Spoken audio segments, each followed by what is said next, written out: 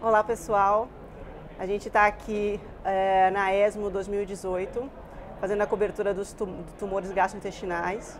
Eu sou a doutora Raquel Hickman, estou aqui com a minha amiga e colega de trabalho, doutora Renata Dalpino.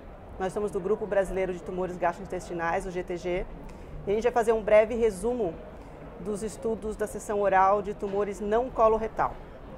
Renata, qual é o primeiro estudo que você quer comentar? Acho que o primeiro estudo vou até pela ordem, né, que foi o primeiro estudo apresentado hoje na sessão não coloreto, que foi o TAGS. O TAGS não era novidade, ele já tinha sido previamente apresentado. Para quem não conhece o TAGS, ele é um estudo de fase 3 mundial, em que os pacientes com câncer gástrico ou gastroesofágicos metastáticos e que já haviam progredido a pelo menos 2 linhas de tratamento, ou seja, também são pacientes bastante refratários, eram randomizados para receber o TAS-102 versus o placebo.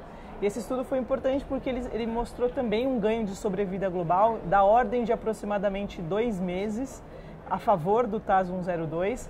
Isso coloca o TAS-102 como mais uma opção dentro daquelas terapêuticas pós-progressão nos pacientes com câncer gastroesofágico metastático.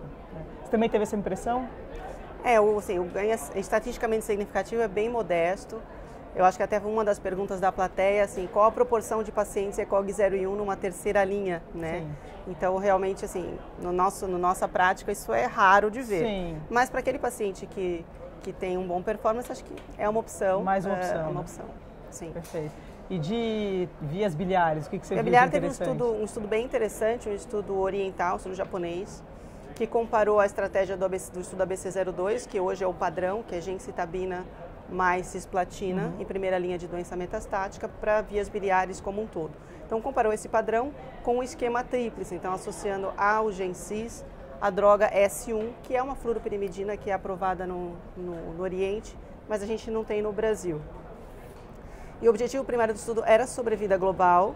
O estudo foi positivo para sobrevida global, um resultado muito marginal. A mediana para o grupo do Gencis foi 12 meses,6 e do braço com o S1 foi 13,5. Ou seja, 0,9 meses, 0,9, não é nem um mês de diferença. Mas ele atingiu a significância estatística na trave, o P foi de 0,046. E lembrando que foi um estudo que foi desenhado para testar só a superioridade do esquema tríplice, então era um P unicaudado, que aumenta a chance de um resultado falso positivo. Sim.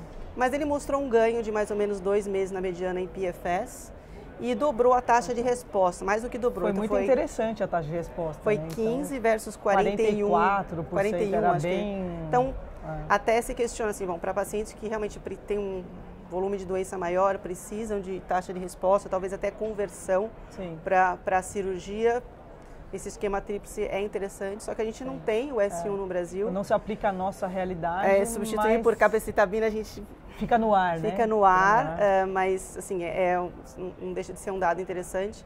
E lembrando que 2/3 dos pacientes eram ou colangio extra-hepático ou vesícula, e menos colangio. E eles não apresentaram dados de acordo com esses subgrupos, que a gente sabe que molecularmente são diferentes, né? Perfeito. E aí, na sequência, teve um estudo importante em HCC, né, Renata? Sim, acho que de HCC foi bastante interessante. Foi um estudo ainda muito pequeno, ele é um fase 1B, mas com 103 pacientes, que avaliou tanto a eficácia quanto a segurança do atezolizumab em combinação com bevacizumab, dados a cada 3 semanas, e o bevacizumab na dose um pouquinho maior do que a gente está acostumado, então 15 miligramas por quilo a cada 3 semanas.